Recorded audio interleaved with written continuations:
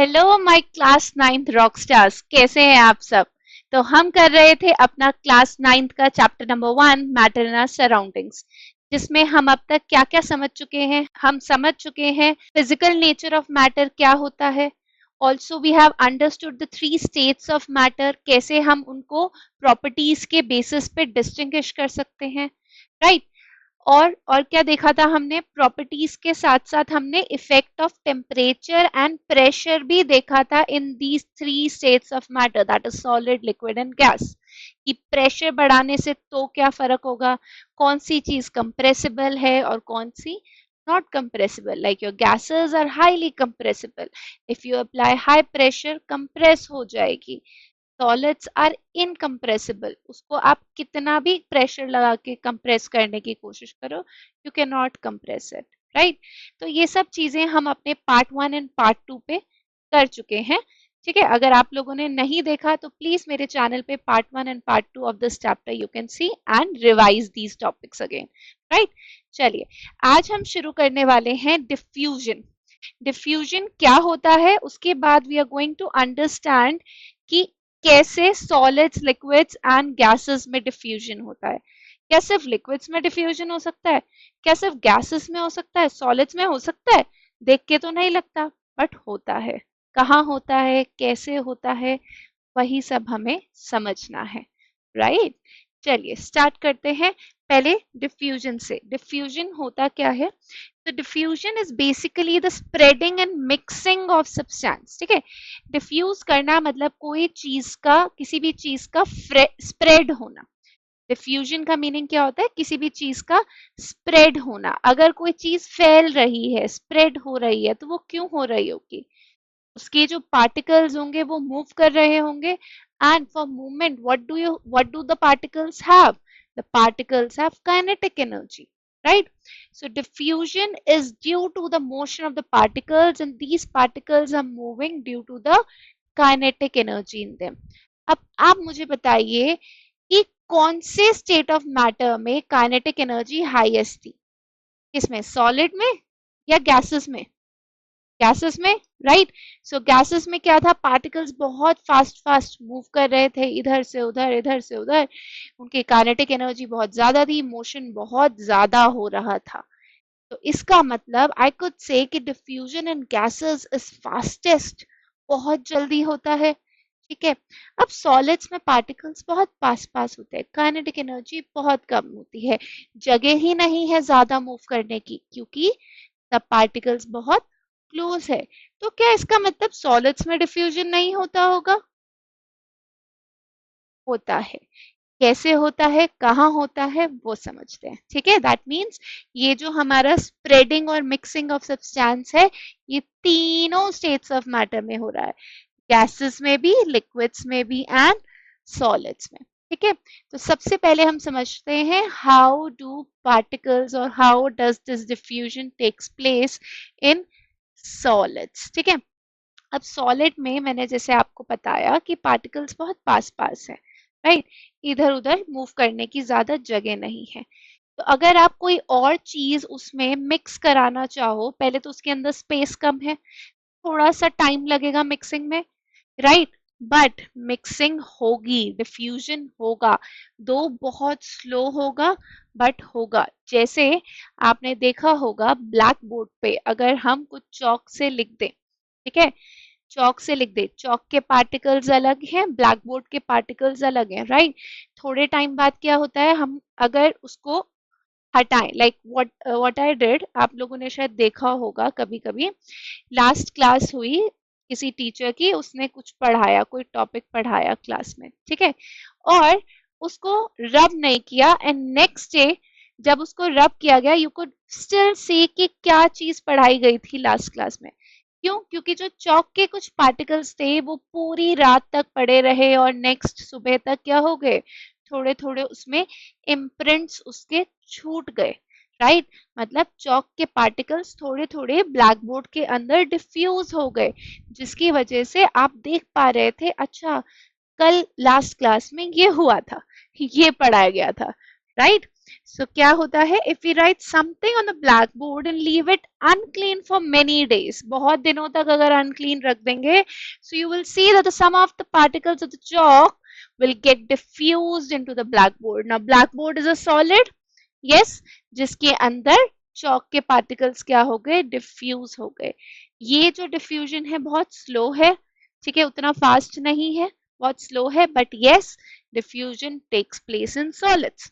ठीक है, जैसे कि अगर दो मेटल ब्लॉक्स को ऐसे टाइटली बाउंड करके बहुत सालों तक रखा जाए, तो एक मेटल के पार्टिकल्स दूसरे मेटल के पार्टिकल्स में जाके डिफ्यूज होने लग जाएंगे, मिक्स होने लग जाएंगे, right? Yes, one will get diffused into the another, right? So this is what, this is also diffusion in solids. Clear? तो solids में भी diffusion होता है but थोड़ा slow होता है, right? चलिए now देखते हैं diffusion in liquid. वो तो हम बहुत ज्यादा देखते हैं. आप एक ग्लास ऑफ वाटर लो, उसमें शुगर मिला दो, धीरे धीरे शुगर के पार्टिकल्स उसमें डिफ्यूज होने लग जाएंगे. अगर आपको थोड़ा कलर के फॉर्म में ऑब्जर्वेशन चाहिए, so take a ink and put a drop of ink in clear water. ठीक है, धीरे धीरे क्या होगा, इंक के पार्टिकल्स स्लोली, स्लोली भी नहीं, थोड़ा फास्ट होंगे सॉलिड्स के कंपैरिजन में, डिफ्यूज होने लग जाएंगे. देख रहे हो? Yes, and the entire color of the water will change as per your ink. अगर आपने blue ली होगी तो blue हो जाएगा, pink ली होगी तो pink हो जाएगा, right? So spreading of ink in the water on its own. अच्छा, आप एक चीज और ध्यान दें, diffusion जो एक ऐसी mixing है जो आप like you're not providing any external source to make that happen. It happens on its own. Diffusion अपने आप होता है. ठीक है, तो यहाँ पे भी जब आपने इंक का एक ड्रॉप डाला पानी में, धीरे धीरे इंक के पार्टिकल्स खुद ही क्या होने लग गए, डिफ्यूज होने लग गए पानी में, पानी के पार्टिकल्स के साथ मिक्स होने लग गए, राइट? और गैसेस भी डिफ्यूज होती हैं, तभी तो एक्वेटिक लाइफ पॉसिबल है. आप देखिए जो एक्वेटिक मरीन लाइफ है, फिश, वेल्स, क्रोकोडाइल, मतलब जितनी भी, इनफैक्ट एक्वाटिक प्लांट्स ऑल्सो, है ना, जितनी भी हमारी मरीन लाइफ है, एक्वेटिक एनिमल्स और एक्वेटिक प्लांट्स, वो सब कैसे सरवाइव कर रहे होंगे? वो भी तो ऑक्सीजन चाहिए, तो उनको ऑक्सीजन कैसे मिलता होगा? ऑक्सीजन एक ऐसी गैस है जो वाटर में क्या हो जाती है, डिसॉल्व हो जाती है, डिफ्यूज हो जाती है. That dissolved oxygen is taken up by the aquatic plants and animals. और जो वो रेस्पिरेशन के बाद गैस एक्सेल करते हैं, CO2, that also get dissolved in the water, right? Yes, so gases like carbon dioxide and oxygen, they also can diffuse in the water of rivers, lakes, ponds, and dissolve in it. Because of that, only aquatic plants and animals are able to survive. अगर इन gases का पानी में diffusion नहीं हो पाता, तो मेरी marine life कैसे exist करती, aquatic plants and animals कैसे survive करते, right? Clear? So that is how diffusion in liquids takes place. हमने यहाँ पे एक liquid को भी diffuse करा के देख लिया liquid में, और gases को भी देख लिया. ठीक है, the last one is diffusion in gases. ये तो भैया हम रोज एक्सपीरियंस करते हैं. घर में मम्मी ने बहुत टेस्टी खाना किचन में बनाया, ठीक है, लेट्स से वो हलवा बना रही थी किचन में, और हलवे की खुशबू मेरे रूम तक आ गई. मैं वहां बैठ के पढ़ रही थी और मेरे रूम तक आ गई. तो क्या हुआ, वो जो पार्टिकल्स थे, ठीक है, वो एयर में जाके डिफ्यूज हुए, एंड वो इतना फास्ट डिफ्यूज हुए that the smell of the cook food will come to my nose in seconds, right?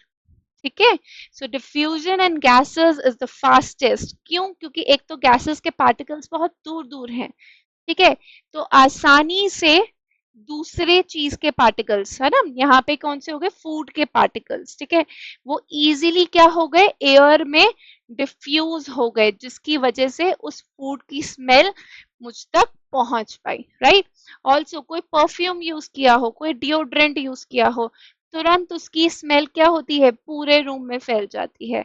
How this happens? This is actually diffusion in gases, the spreading and mixing of the perfume particles in the air. ठीक है, इस वजह से हम उसको smell कर पाते हैं, right? The smell of perfume, the smell of cook food. यहाँ पे अगर आप देखो, देखो ये एक जार है, ठीक है, ये जार पे कवर लगा रखा है, देख रहे हो? कैन यू सी? ये कवर लगा हुआ है, और ये एक ब्राउन ब्रोमीन की भी गैस हो सकती है, नाइट्रोजन डाइऑक्साइड की भी गैस हो सकती है। देख रहे हो? स्लोली क्या हुआ, पूरी डिफ्यूज हो गई। यस, और पूरा जार आपको कैसे दिख रहा है? ब्राउन दिख रहा है। Can you see? यस। तो गैसेस देखो, यहाँ पे दो हमने कवर लगा रखा था, फिर भी वो कहीं ना कहीं से स्पेस लेके पूरी डिफ्यूज हो गई। सो यहाँ पे पार्टिकल्स के पास इतनी ज्यादा काइनेटिक एनर्जी होती है कि वो आराम से डिफ्यूज कर जाते हैं, राइट? ठीक है, जरा सा भी इनमें गैप होगा तो वो डिफ्यूज कर जाएंगे। यस, यस, जिसकी वजह से आप देख रहे हैं पूरा ग्लास जार कैसा हो गया है, ब्राउन हो गया है। क्लियर? आगे बढ़े, चलिए। तो डिफ्यूजन हमें क्लियर हो गया, diffusion in solids, liquids and gases, एकदम बढ़िया से आगे बढ़ते हैं। चलिए, how can we change the state of matter? Now, how can we change the state of matter actually is the effect of temperature on the states of matter. ठीक है, ये एक्चुअली क्या है? ये है इफेक्ट ऑफ टेम्परेचर। टेम्परेचर का क्या effect होता है हर एक स्टेट ऑफ मैटर पे, उसी के बेसिस पे मेरा क्या होता रहता है, कन्वर्जन। यस, जैसे मैं यहाँ पे देखूं, सॉलिड को मैंने क्या किया, देखो मेरे पास सॉलिड था, सॉलिड में लेट्स से आइस, ठीक है, आइस को अगर हम हीट करेंगे तो वो किस में कन्वर्ट हो जाएगा, लिक्विड में, दैट इज वाटर। ठीक है, इस प्रोसेस को क्या बोलेंगे, सॉलिड टू लिक्विड, मेल्टिंग या फ्यूजन, राइट? मेल्टिंग भी बोल सकते हैं या फ्यूजन भी बोल सकते हैं। फिर लिक्विड से, लिक्विड को मैंने और हीट किया, ठीक है, फिर वो क्या बन गया, गैस। ठीक है, यहाँ पे क्या हो जाएगा, water vapour, right? What do we call this process? What do we call this process? Liquid to gas को क्या बोलेंगे, क्या बोलेंगे, बॉइलिंग। हमने क्या कर दी यहाँ पे, बॉइलिंग कर दी, या वेपराइजेशन भी बोल सकते हैं, राइट? तो क्या कर रहे हैं, इफेक्ट ऑफ टेम्परेचर अगर मैं देखूं, यहाँ पे मैं टेम्परेचर को इंक्रीज कर रही हूं। अगर मैं टेम्परेचर इंक्रीज करूंगी तो solid to liquid, liquid to gas. ठीक है, ये तो एक तरफ का कन्वर्जन हो गया। अगर मैं उल्टा कन्वर्जन करने लगूं, मतलब टेम्परेचर को डिक्रीज करने लगूं, ठीक है, टेम्परेचर को डिक्रीज करना मतलब आप कूलिंग कर रहे हैं। गैस की अगर कूलिंग करी जा रही है तो वो क्या हो रहा है, कंडेंसेशन हो रहा है to liquid. Yes, further liquid को दोबारा से सॉलिड बनाने की तैयारी हो रही है। पानी है, पानी को दोबारा आइस बनाना है, फ्रीजर में रख दो। सो क्या कर रहे हो आप, basically you are doing freezing. ठीक है, सो टेम्परेचर डिक्रीज करके हम gas to liquid and liquid to solid पे आ सकते हैं। Yes, this is the effect of temperature.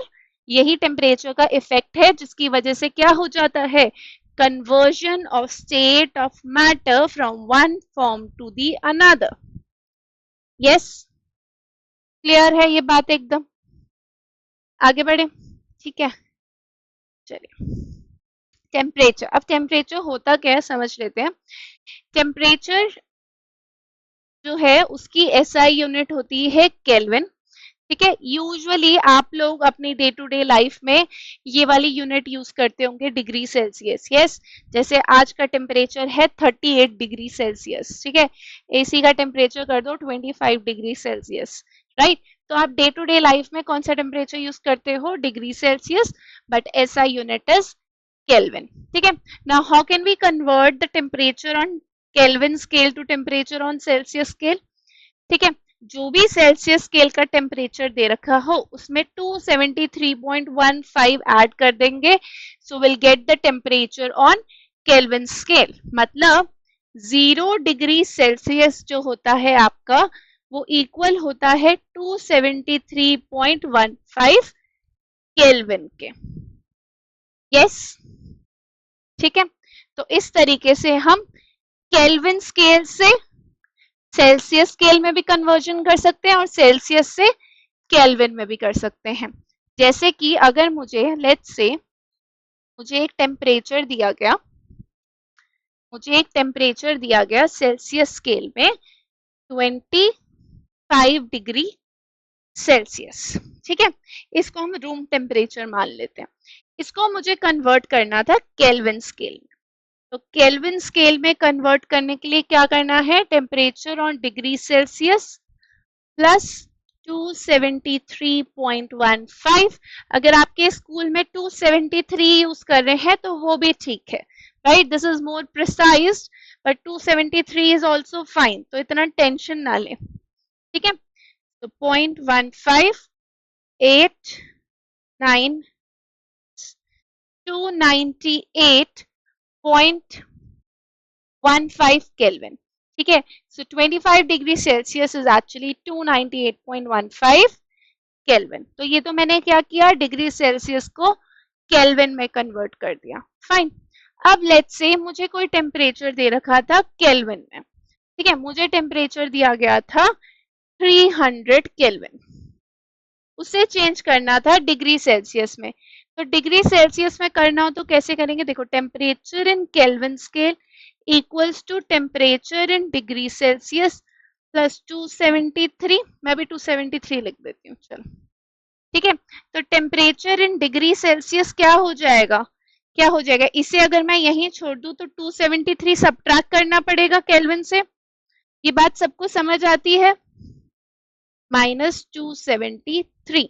सो कितना दे रखा है केल्विन वाला, 300 -273, तो कितना हो गया, 727 degree Celsius, fine. So like this we can convert kelvin to Celsius and Celsius to kelvin, easy, बहुत आसान है, ठीक है। ये कुछ प्रैक्टिस के लिए क्वेश्चंस है, आप जल्दी से कर लीजिए, एक बार वीडियो पॉज करो एंड जस्ट डू इट। हाँ जी, आई होप हो गए होंगे। चलो, convert the following temperatures into Celsius scale. तो 293 को सेल्सियस में करूंगी तो 293 में से 273 सब्ट्रैक्ट कर दूंगी, यस, क्योंकि फॉर्मूला देखो क्या था, अगर मुझे डिग्री सेल्सियस में करना है तो केल्विन वाले में से 273 सब्ट्रैक्ट करना होगा, राइट। सो 293 माइनस 273 कितना हो गया, 20 डिग्री सेल्सियस, फर्स्ट का ये होगा। नेक्स्ट वाले का क्या होगा, 470 माइनस 273,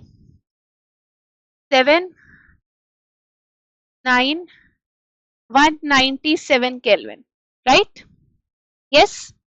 नेक्स्ट 253 में से 273 जाएगा, ये तो बेटा माइनस में आ गया, so this is a negative temperature, freezing वाले है, कोल्डर कंट्रीज में होता है ये, right, -20 degree Celsius, fine. Last वाला क्या है, 373, सो 373 में से 273 गया, दैट इज 100 डिग्री सेल्सियस, ये तो बॉइलिंग पॉइंट ऑफ वाटर होता है, हाँ जी, आ रहा है दिमाग में, ठीक है।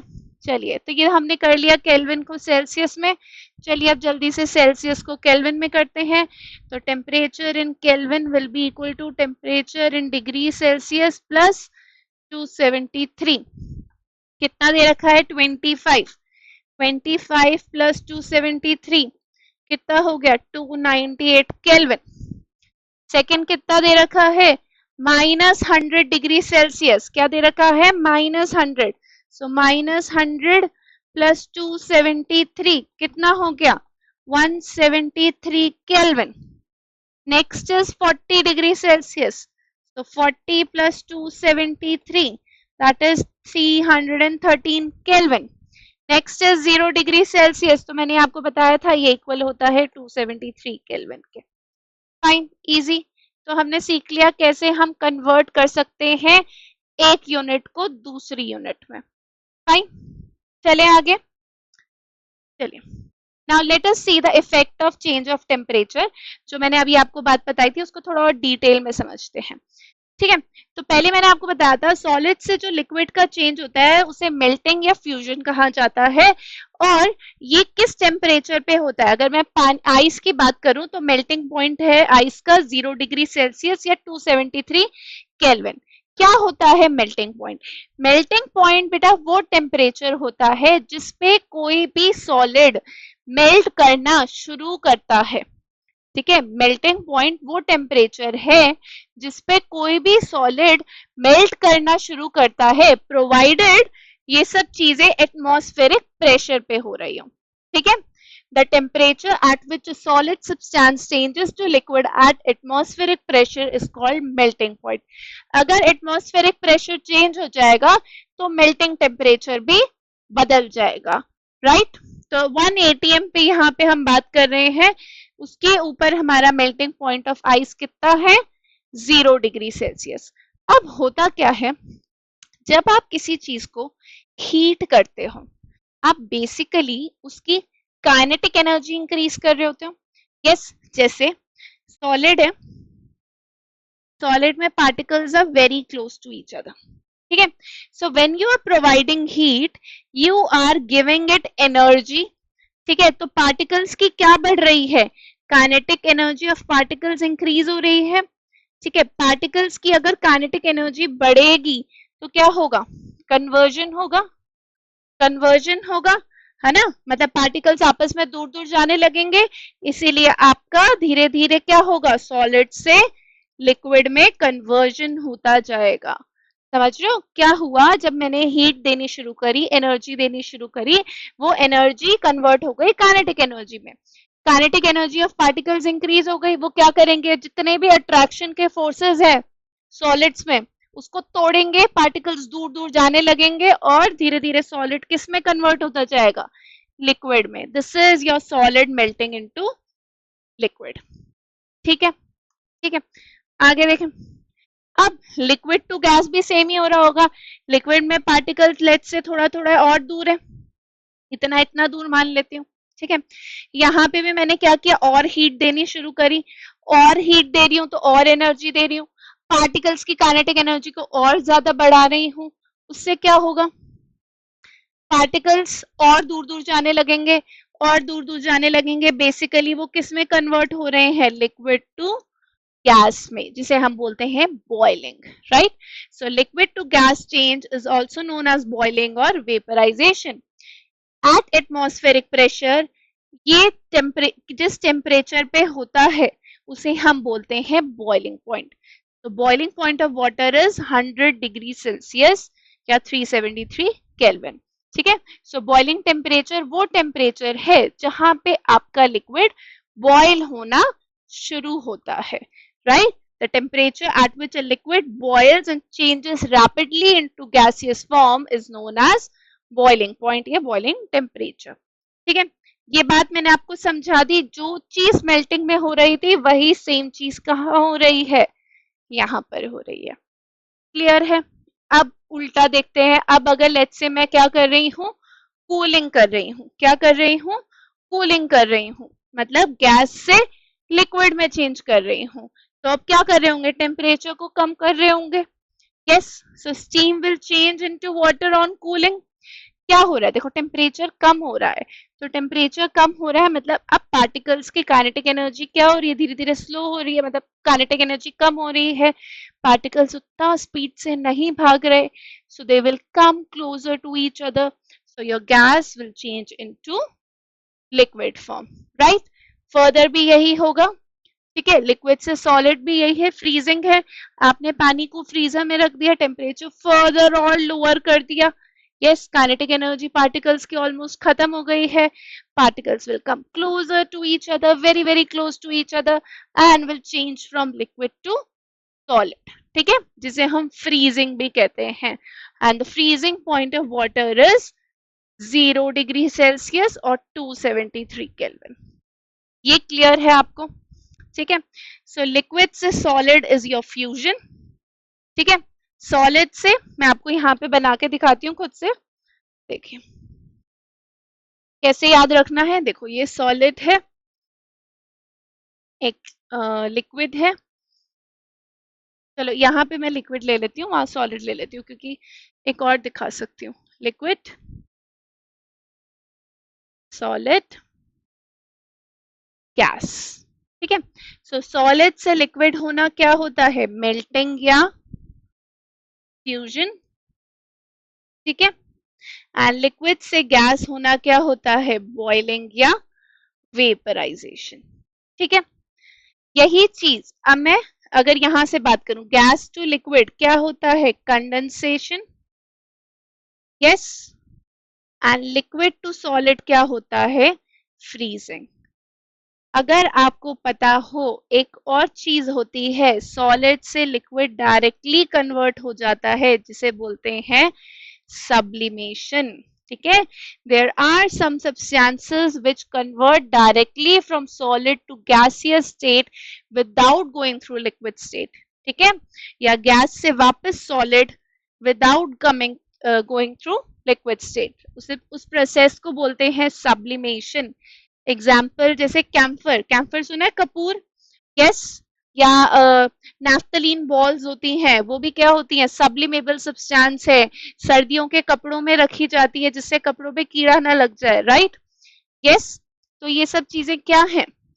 सब्लिमेबल सब्सटेंसेस हैं, होती सॉलिड है। अगर आप विंटर्स के बाद देखो, आपने देखा होगा या अपनी मम्मा से पूछना, जब विंटर्स के क्लोथ्स को स्टोर किया जाता है, ठीक है, तो उसके अंदर वो छोटी छोटी फिनाइल की गोलियां डाल के रख देती हैं, लेकिन जब वो दोबारा अगली सर्दी आती है और निकाला जाता है तो उसमें वो फिनाइल की गोलियां नहीं होती। क्या होता है? वो धीरे धीरे सॉलिड से गैसियस फॉर्म में कन्वर्ट हो जाती है, वेपराइज हो जाती है। ठीक है, इस प्रोसेस को हम बोलते हैं सब्लिमेशन, जहां पे लिक्विड स्टेट नहीं आई, सॉलिड से सीधा क्या बन गया? गैस। क्लियर? ठीक है, ठीक है, okay. Then comes a latent heat. तो लेटेंट हीट वाला टॉपिक हम नेक्स्ट क्लास में करेंगे। आज जो जो हमने किया, प्लीज उसको आप अच्छे से रिवाइज कीजिएगा। ठीक है, आज हमने क्या क्या समझा? टेम्परेचर के बारे में समझा, what is the effect of temperature on solid, liquid and gas. ठीक है, ऑल्सो हमने क्या समझा? डिफ्यूजन कैसे होता है सॉलिड लिक्विड गैसेस में।